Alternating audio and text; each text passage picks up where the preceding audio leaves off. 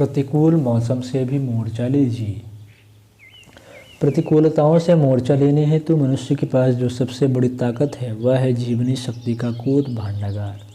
यही है जो उसे मानसिक तनाव से लेकर शरीर पर पड़ने वाले वातावरण के उद्दीपनों से बचाता व उसके स्वास्थ्य की रक्षा करता है। किंतु पिछले दिनों इस संबंध में चिकित्सा विज्ञान ने जो शोध कार्य किया है वह इस निष्कर्ष पर पहुंचा है कि प्रचुर जीवनी शक्ति होते हुए भी मनुष्य कभी कभी प्रतिकूल मौसम या वातावरण में विद्यमान आयनों से मात खा सकता है। मौसम की यह प्रतिकूलता या आयनों की यह कमी क्या होती है, वह कैसे शरीर व मन को प्रभावित करती है, इस पर वैज्ञानिक व्यापक अनुसंधान हुए।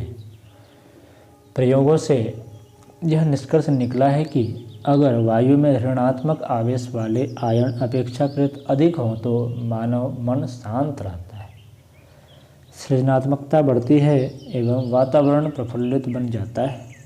इसके विपरीत धनात्मक आवेश वाले आयनों की अधिकता व्यक्ति को चिड़चिड़ा व बेचैन बना देती है, काम करने में मन नहीं लगता तथा कभी कभी उन्मादग्रस्त मनःस्थिति हो जाती है।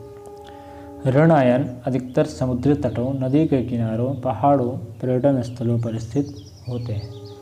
ऐसे वातावरण में मनुष्य का मन तथा शरीर स्फूर्ति तथा ताजगी महसूस करता है। इसके विपरीत प्रदूषित वातावरण में औद्योगिकृत स्थानों पर, भीड़ भरी जगहों पर, निर्वनीकृत स्थानों पर, वातानुकूलित कक्षों में धन आवेश प्रदान कण अधिक होते हैं। मौसम अपने इन आयनों के कारण किस प्रकार जनमानस को प्रभावित करता है, इस पर बायोमेटीआरोलॉजी नामक विधा पिछले दिनों तेजी से विकसित हुई है। न्यूयॉर्क के डॉक्टर स्टीफन रोजेन ने एक पुस्तक लिखी है, वेदर सेंसिटिविटी, संवेदनशील मौसम। इस पुस्तक में वे लिखते हैं कि मानवीय स्वास्थ्य के लिए मौसम एक महत्वपूर्ण भूमिका निभाता है। वातावरण में तापमान व नमी में अचानक हुए परिवर्तन मन के ऊपर गहरा प्रभाव डालकर शारीरिक क्रिया पद्धति को बुरी तरह झकझोर देते हैं। कभी कभी कोई व्यक्ति यह शिकायत करे कि मौसम में परिवर्तन के कारण उसे जल्दी थकान आने लगी है, वह चिड़चिड़ा हो उठा है, वह बेचैनी उसे परेशान करती है, रात्रि को उसे नींद ठीक से नहीं आती, सारा बदन टूटता सा लगता है, स्नायुविक शिथिलता अनुभव होती है, अवसाद व उत्तेजना के दौरे आने लगते हैं। तो हमें यह नहीं सोचना चाहिए कि वह बहानेबाजी कर रहा है। कभी कभी यह सब वातावरण की विद्युत का चमत्कार भी हो सकता है। यह सभी लक्षण जब सामान्यतः स्वस्थ व्यक्ति में दृष्टिगोचर होने लगे तो समुचित उपचार की व्यवस्था की जानी चाहिए। यह बात अलग है कि अत्यधिक भावुक संवेदनशील व्यक्तियों में ये लक्षण अधिक तीव्रता से प्रकट होते हैं, वह मनोबल की दृष्टि से मजबूत संतुलित व्यक्ति में कम तीव्रता से। मौसम के मानव पर पड़ने वाले प्रभाव संबंधी इस तथ्य के संबंध में चिकित्सा जगत में न केवल संदेह शंका संव्याप्त है, बल्कि यह भी कहा जाता रहा है कि यह केवल एक बहाना है अथवा मनोवैज्ञानिक अनुभूति है। Hungary, Romania, Yugoslavia, Austria, Germany एवं रूस के चिकित्सकों की यही मान्यता है कि मानवीय स्वास्थ्य सुनिश्चित रूप से वातावरण में विद्यमान घटकों से प्रभावित होता है। इस पर किए गए अनेक उनके शोध निष्कर्ष भी उनकी मान्यताओं के पक्ष में गए, जबकि अमेरिकन ब्रिटिश इन मान्यताओं आंकड़ों से इतने सहमत नहीं है जहाँ तक जन मान्यताओं का प्रश्न है। पूरे विश्व में 2/3 व्यक्ति इस बात को मानते हैं कि मौसम प्रतिकूल रूप से मानवीय मन को प्रभावित करता है। इसी कारण मौसम का पूर्वानुमान ज्ञात करने की जिज्ञासा बढ़ती चली जा रही है ताकि समय रहते सावधान रहा जा सके। वैज्ञानिक कहते हैं कि हमारा शरीर वातावरण से लगातार बिजली पाता रहता है। माध्यम बनते हैं फेफड़े। ली गई श्वास के माध्यम से ये आवेशित कण अंदर प्रवेश कर जाते हैं।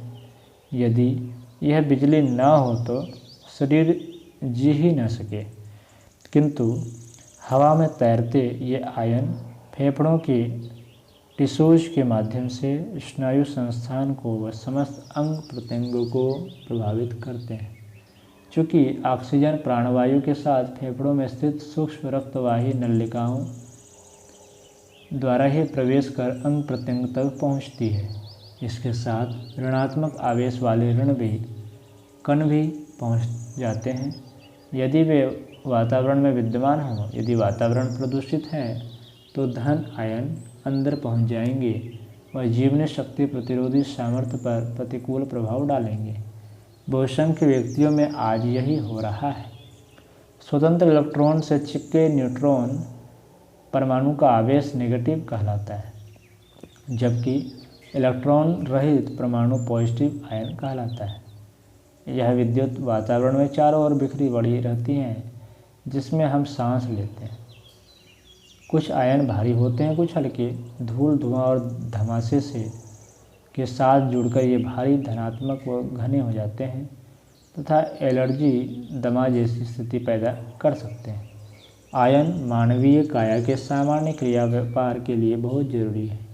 जहाँ भी वृक्ष, वनस्पति, प्राकृतिक वातावरण, निर्झर, निर्मल नदी या सरोवर, समुद्री किनारा, पर्वत आदि होंगे, वह प्रदूषण की मात्रा कम होगी। वहाँ ऋण आयन का वास सर्वाधिक होगा।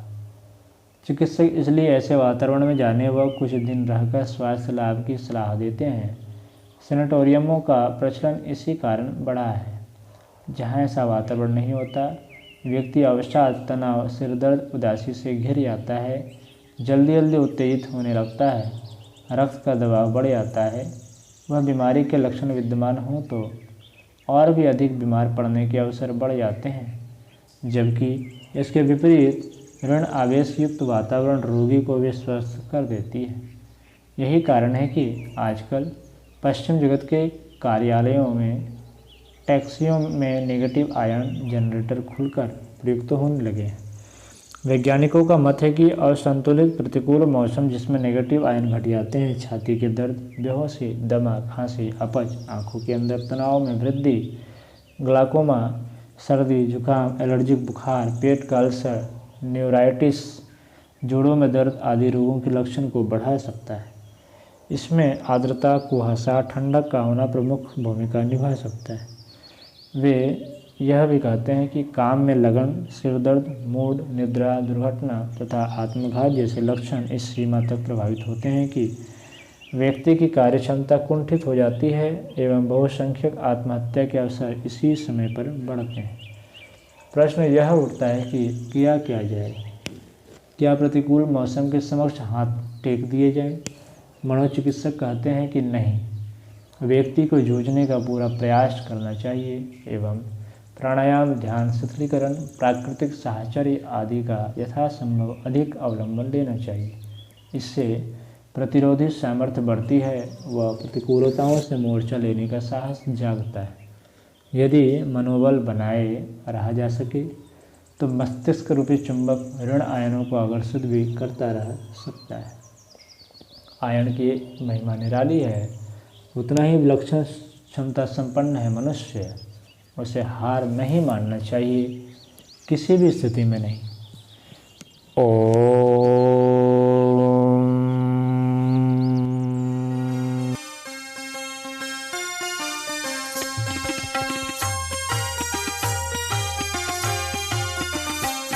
चलो गुरुदेव के सपने सजाने की शपथ ले लें। चलो गुरुदेव के सपने सजाने की